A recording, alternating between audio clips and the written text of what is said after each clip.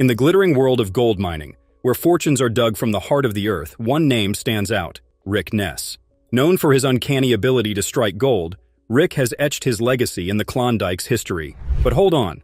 This time, Rick's journey takes an unexpected turn. He faces a pivotal moment that could reshape his mining future. What life-altering decision has Rick made, and how will it steer the course of his gold-hunting saga? There's more. Brace yourselves for the arrival of an inspiring figure, ready to lend a helping hand in Rick's most challenging hour. Who is this mystery person, and how will they impact Rick's quest for gold? Join us to delve into a mining adventure like never before that will lead to Rick's biggest gold haul ever. Success isn't just about luck, it's about rolling up your sleeves and putting in the hard work. That's something that the indomitable Rick Ness believes in. Now, he finds himself facing a daunting challenge. A gold production goal that seems to be slipping through his fingers. Despite the hefty investments in top-tier equipment, Rick is dealing with machinery issues.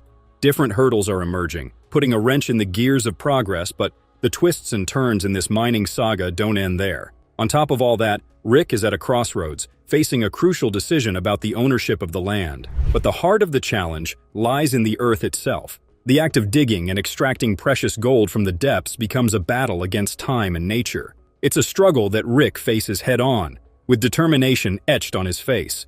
In the vast expanse of the mining frontier, Rick Ness is facing a pivotal moment in his gold-hunting journey. Having staked his entire season on a daring move, a deep cut that promised a potential $5 million in gold, the reality is not living up to the glittering dream. The 190-foot deep cut, the bold gamble that could lead to a substantial payday, is yet to yield the expected results. The goal is 2,000 ounces of gold, but this weight of the goal hangs heavy on Ness's shoulders, not just for the sake of his crew, but for his own survival in the unforgiving world of gold mining. A world into which Rick has poured his heart, soul, and a considerable amount of resources, expecting a gold rush that would make headlines. However, the reality is a bit different. The very ground he walks on holds the key to his mining empire's destiny. However, the landowner has different plans for Rick. Troy Taylor, who is the owner of Duncan Creek, the claim on which Rick is working under the lease, pays an unexpected visit to Rick, who is already under stress for not meeting the gold production goal.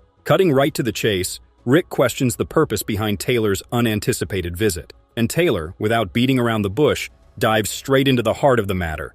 His revelation hangs in the air, laden with potential implications. He wants to sell the Duncan Creek. Rick is now confronted with a significant personal decision. The prospect of owning his own ground looms large, and the gravity of this choice could reshape the entire trajectory of his mining journey. Imagine the dilemma. On one side, the security of owning the land beneath which potential fortunes lie, and on the other, the challenge of meeting the production goals with the clock ticking. It's a decision that could either propel Rick into a new era of mining success or add another layer of complexity to his already intricate venture. But that's not the interesting part. Taylor, with a matter-of-fact demeanor, reveals the terms. $250,000 as a down payment, equivalent to 150 ounces of gold. Now that's how you make a deal with the gold diggers. Surprised by the unexpected proposition, Rick finds himself deep in thought. The idea of owning the very land he's been working on is both appealing and overwhelming. Unsure about taking such a significant step, Rick acknowledges that he is not sure if he can take such a massive step at this already challenging moment. The financial commitment attached to this decision plays on his mind, creating a whirlwind of considerations. As the discussion unfolds, Rick wrestles with the weight of this unforeseen opportunity. The offer of $250,000 or 150 ounces of gold is undeniably substantial. Troy Taylor, after presenting the terms, leaves Rick to contemplate the magnitude of the decision. The gravity of the situation hangs in the air, and Rick is left to grapple with the potential impact on his gold mining journey. The allure of ownership clashes with the daunting prospect of financial responsibility, setting the stage for a pivotal moment in Rick Ness's mining saga. How will the mind boss navigate this unexpected twist in the tale? Will he seize the opportunity, or will the weight of the decision prove too much? The stakes are high, the pressure is on, and the future of Duncan Creek claims hangs in the balance, but it's the mind boss we're talking about. And to make the decision, he has to tackle the other obstacles first. Every miner knows that a glitch in the machinery can translate to lost time and, more importantly, lost gold. Despite heavy investments and state-of-the-art machinery worth millions, the results are not quite hitting the mark. It's a tough spot to be in, especially when your aspirations are as grand as Rick's. The machinery, boasting cutting-edge technology, stands as a testament to Rick's commitment. But, as every seasoned miner knows, the gold beneath the ground doesn't always give in easily.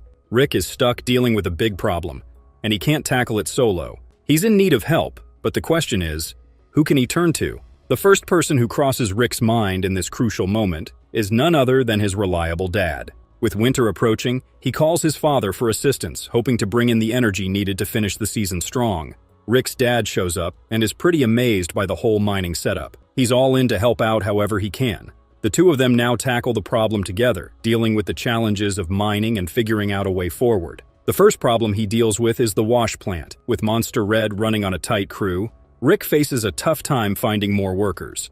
His dad jumps in to lend a hand and keep things going smoothly. Seeing the mining operation scale, as the crew dug deeper, the gold values disappeared like smoke in the Klondike wind.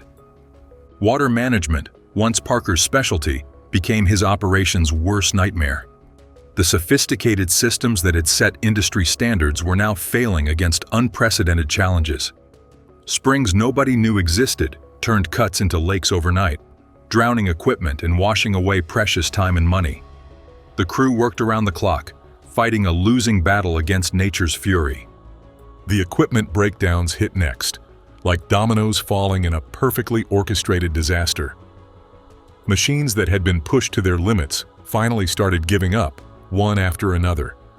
The harmony of heavy machinery working in perfect sync was replaced by the discord of frustrated voices over crackling radios. The gold market's volatility struck another blow to Parker's operation. Fuel costs were soaring higher than excavator buckets, while gold prices swung wildly, making every operational decision a high-stakes gamble. The comfortable margins that had allowed for aggressive mining strategies were disappearing faster than summer in the Yukon. Parker found himself doing math he'd never had to consider before, calculating the cost of every yard of dirt moved, every hour of machine time, every drop of fuel burned. The days of focusing purely on production were over. Environmental regulations in the Canadian mining industry were tightening, requiring more paperwork, oversight, and restrictions on mining operations. Cuts that would have been approved without question in previous seasons now faced lengthy reviews and costly modifications. Water management plans needed complete overhauls to meet stricter standards. The ground might hold gold, but getting to it was becoming a different kind of challenge. The final straw came when a promising cut proved to be a costly bust. For the first time since those early days at Big Nugget, doubt crept into Parker's voice during cleanup. The industry took notice, and with his empire showing cracks and gold totals falling faster than Yukon Mercury, Parker's next challenge would not just test his mining skills, it would threaten everything he'd built. The decline hit Parker's operation like an avalanche, sudden, devastating, and impossible to stop once it started moving. Production numbers that once broke records were now breaking spirits, with gold totals dropping faster than thermometers in a Yukon winter. Wash plants that once thundered with constant activity now sat silent more often than they ran, victims of both mechanical failure and increasingly barren ground. Inside sources revealed that even Parker's most reliable cuts were yielding less than half their expected values. Confidential documents and crew testimonies exposed the true extent of the operation's struggles. Equipment that should have been replaced seasons ago was being held together with emergency repairs and desperate workarounds. The sophisticated water management systems, once the envy of every operation in the Klondike, were failing systematically. Pumps struggled against rising groundwater, while repair costs soared higher than excavator booms. Industry insiders reported that Parker's legendary determination had turned into something else, a stubborn refusal to acknowledge that his aggressive mining style might be part of the problem. Parker Schnabel's mining empire, once a powerful force in the Klondike gold industry, has been facing a crisis due to environmental compliance reports and regulatory documentation. Multiple violations have been documented across Parker's claims, with fines mounting faster than gold in a sluice box. Water management issues that had once been minor inconveniences were now attracting serious regulatory scrutiny. The young mine boss discovered that some problems can't be solved by simply throwing more horsepower at them. Each new regulation seemed designed to target the aggressive mining style that had built his reputation, forcing costly adjustments that further strained the operation's resources. Gold recovery data revealed a steady decline in both quantity and quality of recovered gold. Pay streaks that should have been reliable were proving inconsistent, while promising ground turned out to be little more than fool's gold. Industry experts pointed to Parker's rush to process maximum yardage as a potential culprit, suggesting that crucial testing and ground preparation steps were being skipped in the race to maintain production numbers. The young mine boss, who once seemed to have an almost supernatural ability to read ground, was now making rookie mistakes, choosing quantity over quality in a desperate bid to keep his empire afloat. By the end of the season, the signs of systematic failure were impossible to ignore. Equipment sat idle, covered in a layer of Klondike dust that grew thicker by the day. Drone footage revealed abandoned cuts across multiple claims, each one a testament to miscalculations and overambitious planning. The empire that Parker had built through sheer determination and grit was crumbling faster than thawing permafrost. Industry veterans who had watched his meteoric rise now shook their heads at what appeared to be an equally spectacular fall.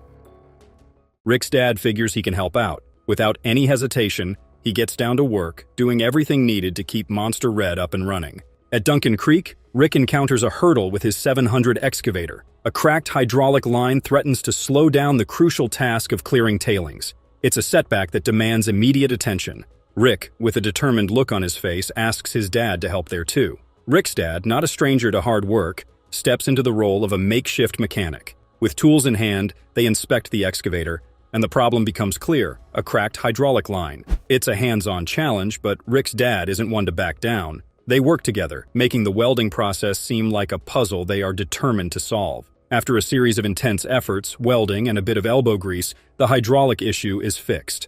The 700 excavator roars back to life, ready to dig into the tailings and keep the gold production on track. It's a testament to the resilience of the team and their ability to handle unexpected setbacks. With the excavator back in action, the crew dives back into their work, ensuring that every bucket of pay dirt contributes to their season's ambitious gold goal. Whether it's fixing up equipment or helping out in the wash plant, Rick's dad becomes a key part of the team. His experience and hands-on approach bring a new burst of energy, making sure every part of the mining process works like a well-oiled machine. The teamwork between father and son turns challenges into victories. Together, they tackle the ups and downs of mining life, using their combined knowledge to handle whatever comes their way. As Monster Red chews through the pay dirt, it's not just the machines doing the heavy lifting.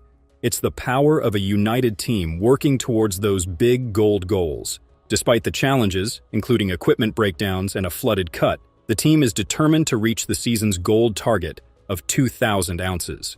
The camaraderie between Rick and his dad becomes evident as they tackle repairs together. From fixing machinery issues to maintaining equipment, it's a hands-on collaboration that highlights the importance of a reliable support system. Rick's dad, a testament to the saying, "Actions speak louder than words," embodies the spirit of a true partner in this challenging gold mining journey. Even with the valuable assistance from his dad, Rick finds himself caught in a web of challenges that extend beyond the immediate repairs. In the pursuit of the elusive gold goal and land ownership, Rick must not only contend with mechanical hurdles but also navigate the intricate dynamics of the gold mining world. Each step forward requires a careful calculation, a strategic move, and a relentless determination to overcome whatever obstacles lay in his path. The journey is far from over, and the suspense continues to build as Rick strives to turn his mining dream into a golden reality. And to achieve his dream, he has to beat the cold. As winter's chill creeps in, Rick Ness finds himself standing at the crossroads of a critical decision: how to increase gold production before the icy grip of winter puts a freeze on their operations. Feeling the weight of the looming goal and the pressure to deliver, Rick huddles with his crew, including Kyle Lawson, a newcomer to the gold mining scene with an ironworking background. What steps can Rick take to boost production before the ground freezes and winter poses a threat to his gold mining goals? So, in a bold move, Rick proposes a plan that could potentially change the game. He suggests the simultaneous operation of both wash plants, Monster Red and the trusty Rocky. It's a strategy that, if executed flawlessly, could significantly elevate their gold output. Kyle Lawson, despite being relatively new to the gold mining arena, is entrusted with the responsibility of operating one of the wash plants solo. Can Rick's trusted crew member, Kyle Lawson, uphold the trust placed in him and assist Rick in achieving his dream gold haul? Well, the announcement hung in the air and the crew sensed the gravity of the situation, and Kyle, with a mix of nerves and determination, accepted the challenge. Operating a wash plant alone can be quite overwhelming, especially for someone still getting the hang of things. The potential challenges, especially the threat of tailings causing blockages, are significant concerns. Duncan Creek is ready for a high-stakes operation. With determination etched on his face, Kyle makes his way to the wash plant. The rhythmic hum of the machinery echoes through the mining site as Kyle navigates through the controls, juggling the intricate dance of equipment and pay dirt. The crew watches with bated breath, unsure of what the outcome will be.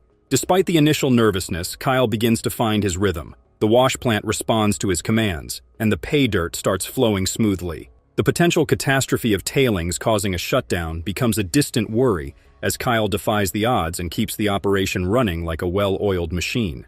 Another problem solved, and now just one to go, till Rick smoothens his journey towards his goal. Rick Ness is facing another tough challenge that could make or break his entire season. The crew has been digging for 10 weeks, and finally, they hit the good pay layer they've been aiming for. But there's a major setback. The whole area is flooded with 6 feet of water. To tackle this problem, Rick decides to bring in a robust 10-inch pump, generously provided by the landowner, Troy Taylor. The team gets to work, setting up the pump with hopes that it can handle the large volume of water in the cut. Success with the pump is crucial because it's the key to drying out the area, enabling them to get to the valuable pay dirt below. Despite facing obstacles, including the hefty $40,000 cost of the pump, Rick stays positive and determined. The moment arrives as the pump kicks into action, proving its worth against the waterlogged conditions. With the flooded area slowly drying up, the crew can finally focus on what they came for, extracting the long-awaited, valuable pay dirt that could turn their luck around. As the week unfolds, the results exceed expectations. The gold weight from Monster Red and Rocky combined paints a picture of success. The decision to entrust Kyle with a crucial role pays off. Rick's strategies and his dad's love prove that sometimes the boldest moves and the company of the loved ones lead to the greatest victories. After the challenges, the narrative takes an unexpected turn, injecting a dose of triumph into the mining saga. The crew, once faced with uncertainty, now stands united, motivated by the success of a well-executed plan because they are about to achieve the unexpected. So, here they have it. A whopping 219.8 ounces out of Monster Red and an additional 95 ounces from Rocky. Time for drumroll, because the grand total stands at an impressive 315 ounces, translating to over $500,000. You heard it right, folks. This is not just another gold weigh-in. It's a record breaker.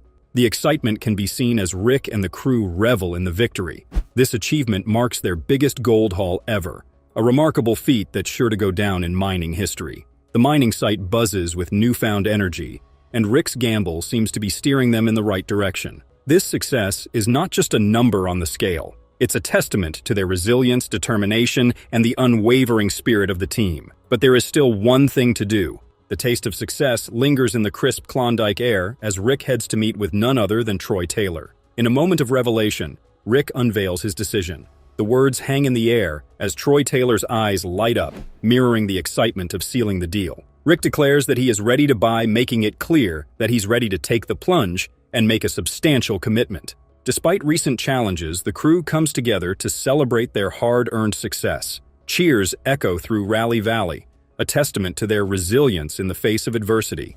The journey is far from over, and Rick Ness is unwavering in his quest for the hidden treasure beneath the Klondike soil. Can Rally Valley yield the massive gold discovery that could change Rick's mining destiny? The adventure presses on, with each ounce of gold bringing them closer to their ultimate goal and every challenge strengthening the crew's determination.